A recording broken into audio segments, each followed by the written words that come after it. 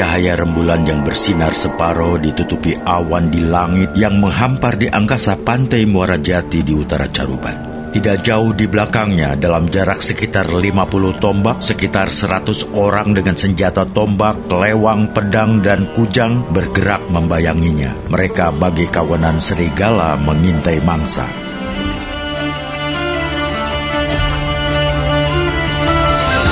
Ketika San Ali berada di dekat rimbunan bakau, tiba-tiba salah seorang dari gerombolan yang mengikutinya itu melompat keluar sambil menghardik. "Berhentilah kau, Kisanak, berani benar kau melewati daerah kekuasaanku. Apa kau belum kenal siapa aku?"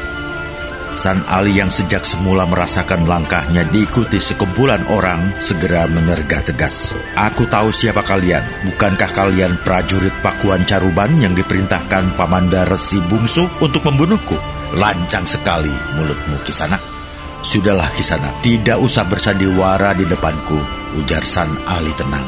"Sebagai putra ibunda Nyi Ratu Intan Dewi dan cucu Prabu Surawisesa Ratu Aji di Pakuan, aku tahu persis watak dari Ramanda Resi Bungsu yang licik."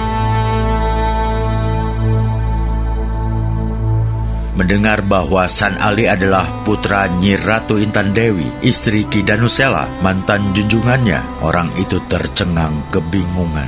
Dia seperti baru sadar bahwa pemuda di depannya adalah San Ali. Namun, sebelum sempat dia berpikir lebih lanjut, tiba-tiba terdengar hiruk-pikuk dari sekeliling hutan yang diikuti oleh menghamburnya orang-orang bersenjata yang dengan beringas dan berteriak-teriak menyerbu San Ali. "Bunuh, cincang, habisi!" Bagaikan kawanan serigala menyerang seekor domba, begitulah gerombolan bersenjata itu menyerbu dengan beringas. Namun, sebagai santri yang bertahun-tahun dilatih pencaksilat dan berbagai ilmu kanuragan, San Ali tidak gentar menghadapi serangan itu. Ia dengan tenang menyapukan pandangan ke arah utara, ke rimbunan hutan bakau dengan gerakan seolah melarikan diri dari lawan, melompat dan lari dengan cepat meninggalkan orang-orang yang memburunya.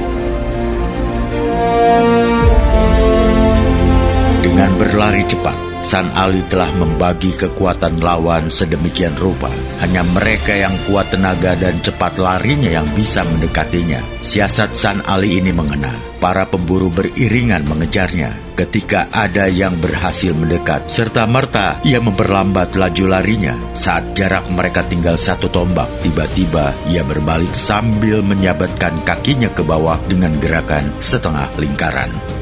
Sabetan kaki San Ali dengan telak menghantam kaki lawan tanpa ampun lagi. Lawan yang terserimpung kakinya itu tumbang ke atas tanah. San Ali cepat bergerak lagi menjauh. Pada saat berurutan, para pemburu yang berlari cepat di belakang tidak sempat menghentikan langkah saat mengetahui kawan di depannya tersungkur mendadak.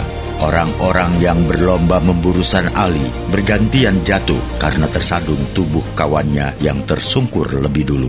Disertai sumpah serapah, mereka yang bertumpang tindih itu memaki-maki San Ali dengan penuh amarah. Namun sebelum mereka berbuat sesuatu, tiba-tiba San Ali melompat ke arah mereka. Kemudian dengan pukulan dan tendangan yang mantap, satu demi satu pemburu yang bergelimpangan itu dihajarnya. Gerak cepat San Ali dalam melumpuhkan lawan itu tidak berlangsung lama karena pembunuh lain sudah dekat jaraknya. Dengan secepat kijang, San Ali melompat dan mengambil langkah 1000 meninggalkan lawan-lawan yang terus mengejar. Tadinya ia sempat meragukan kemampuannya untuk mengalahkan lawan yang berjumlah sekitar 100 orang. Namun dengan keyakinan bahwa Gusti Allah akan senantiasa menolong hambanya, ia terus berusaha melumpuhkan lawan dengan cara mengajak lari berputar-putar di sekitar pepohonan bakau. Lawan yang jaraknya dekat langsung dihantam dan ditinggal lagi. Begitu seterusnya.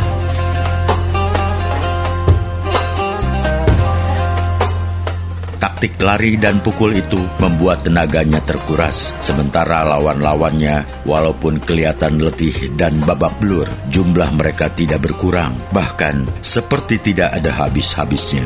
Saat San Ali benar-benar kewalahan menghadapi serangan lawan, sambil mengamuk dengan gerakan-gerakan yang mulai kurang terarah, ia mengeluh dan memasrahkan hidupnya kepada aku semesta yang diyakini sebagai aku pribadinya.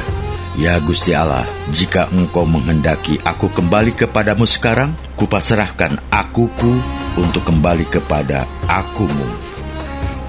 Mendadak terdengar pekikan takbir yang diteriakkan puluhan orang. Di antara pekikan itu terdengar dentam kaki kuda yang menghentak-hentak bumi yang diselingi jerit kesakitan dan pekik kematian di sana-sini.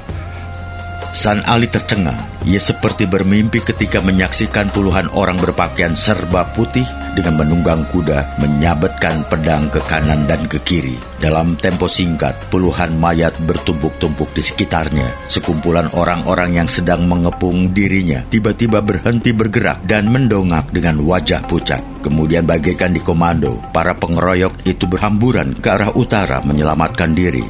Setelah suasana terkendali, barulah San Ali mengetahui bahwa di antara penunggang kuda itu terdapat ayahanda asuhnya, Ki Samaduloh.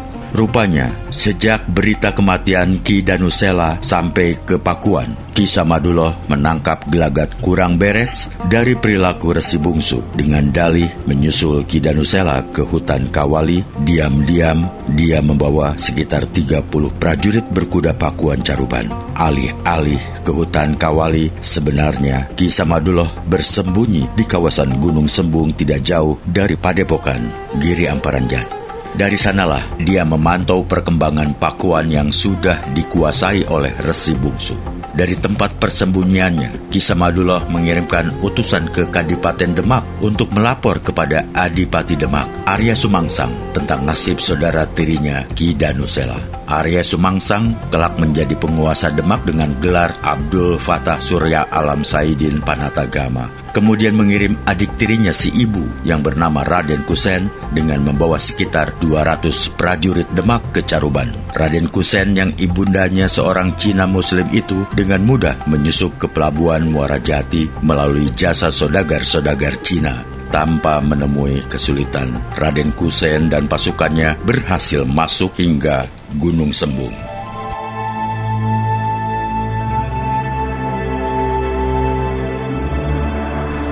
Malam itu di bawah bayangan rembulan yang bersinar separuh, San Ali melihat Ki Samaduloh menunggang kuda coklat. Di sampingnya seorang lelaki berwibawa duduk di atas punggung kuda hitam perkasa. Kilatan matanya tajam, menyiratkan kecerdasan, keberanian, dan keteguhan jiwa. Usianya sekitar 35 tahun, sedikit lebih tua dari San Ali, namun kelihatan matang. Begitu melihat anak asuh kesayangannya selamat dan tidak kurang suatu apapun, Ki Samaduloh segera melompat turun dengan mata berkaca-kaca diliputi keharuan. Dia langsung mendekati San Ali dan mendekapnya erat-erat. "Alhamdulillah," desah Ki Samaduloh dengan air mata bercucuran. "Engkau tak kurang suatu apapun, anakku. Aku yakin sekali Gusti Allah tidak akan membiarkan orang-orang yang dikasihinya celaka." Paman Samaduloh, San Ali menarik nafas berat. "Kemana saja paman selama ini? Aku mencarimu di Pakuan, namun tidak ada yang tahu. Aku sengaja bersembunyi di Gunung Sembung, anakku. Aku mendapat firasat tidak baik berkenaan dengan pamanmu, Resi Bungsu, setelah kuperoleh berita bahwa ayahandamu meninggal akibat diserang harimau di hutan Kawali. Karena itu, tanpa sepengetahuan Resi Bungsu, aku membawa 30 prajurit keluar Pakuan untuk bersembunyi dengan harapan rentangan waktu akan membongkar kebusukan Resi Bungsu.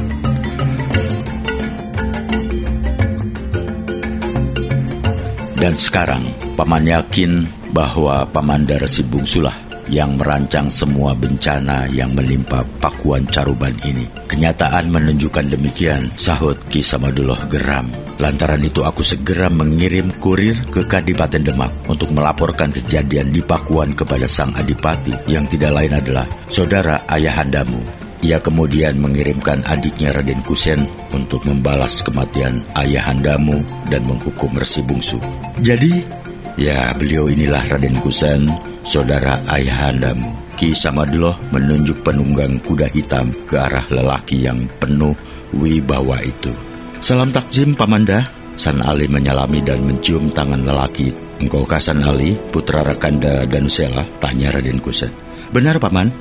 Raden Kusen menatap mata Sang Ali, seolah-olah hendak mengukur kekuatan jiwa putra saudara tirinya itu. Seperti mengukur benda, ia menyapukan pandangannya ke San Ali dari ujung kaki hingga ujung rambut. Sejenak sesudah itu ia menepuk-nepuk bahu San Ali sambil berkata, "Sebagai bahan dasar, mutumu sangat unggul, oh putra saudaraku.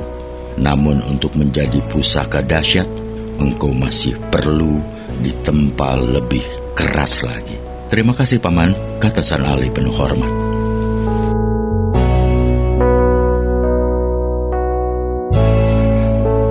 Raden Kusen membisikkan sesuatu ke telinga Ki Samadullah.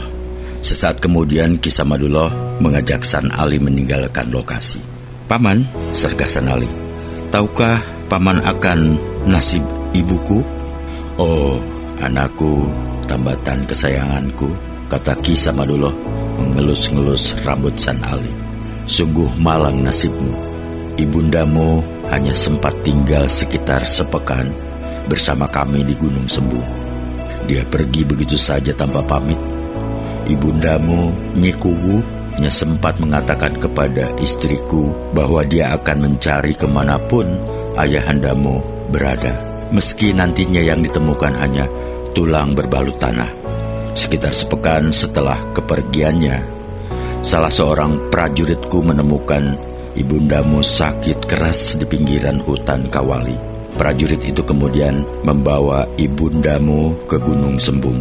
Rupanya perjalanan siang dan malam tanpa kenal hujan dan angin telah membuat ibundamu kehabisan tenaga. Setelah tinggal selama 3 hari, ibundamu meninggal dan kami kebumikan di sana." "Jadi, ibunda saya meninggal di Gunung Sembung?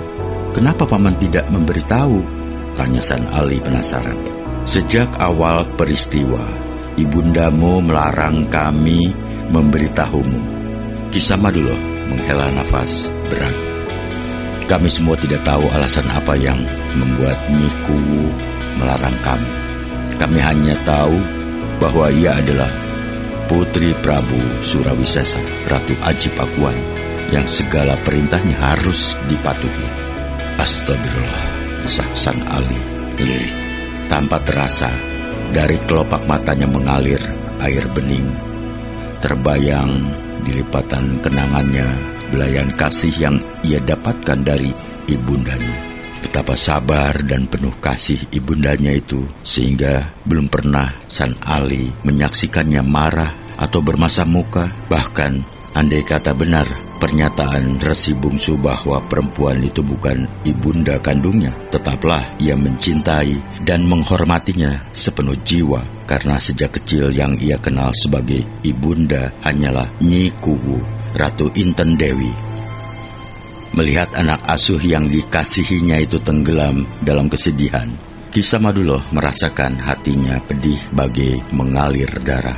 Selama ini, setiap mengunjungi San Ali, senantiasa yang dijumpainya adalah senyum dan tawa bahagia. Ketika mendampingi berkeliling desa dan keluar masuk hutan pun, dia senantiasa mendapati keceriaan mengitari kehidupan anak asuhnya itu. Kini, baru beberapa hari meninggalkan padepokan, anak itu telah terseret ke dalam lingkaran nasib memilukan sebagaimana pernah diramalkan Syekh Datuk Kahfi. Suasana hening melingkupi daerah Muara Jati. San Ali diam, Ki Samadullah diam, Raden Kusen diam. Semua diam. Hanya angin dingin bertiup menebarkan bau anyir darah yang mulai mengering di tanah. Setelah lama suasana hening itu berlangsung, Raden Kusen dengan suara penuh wibawa berkata, "Sekaranglah waktunya yang paling tepat untuk menjatuhkan hukuman bagi Resi Bungsu. Bagaimana Ki? Apakah orang-orangmu sudah siaga?" "Patih yang mulia," kata Ki Samadullah, "sejak sore tadi sekitar 100 orang santri dari Padepokan Giri Amparan Jati bersenjata lengkap telah Patih siagakan di sekitar Pakuan.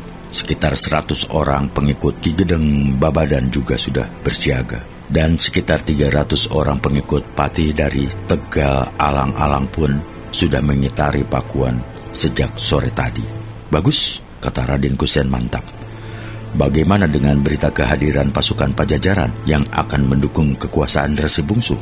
Pati yang mulia, kata Ki Samadulo, berita dari Telik Sandi yang Pati kirim menyatakan bahwa Resi Bungsu memang meminta bantuan ke Pakuan. Pati dengar Maharaja Pakuan Prabu Ratu Dewata mengirimkan 1000 prajurit di bawah pimpinan perwira bernama Terong Peot. Berarti kita harus secepatnya menyerang Pakuan sebelum bala bantuan itu datang. Kalau sampai pasukan dari Pakuan datang, engkau bisa membayangkan bagaimana nasib Pakuan Caruban.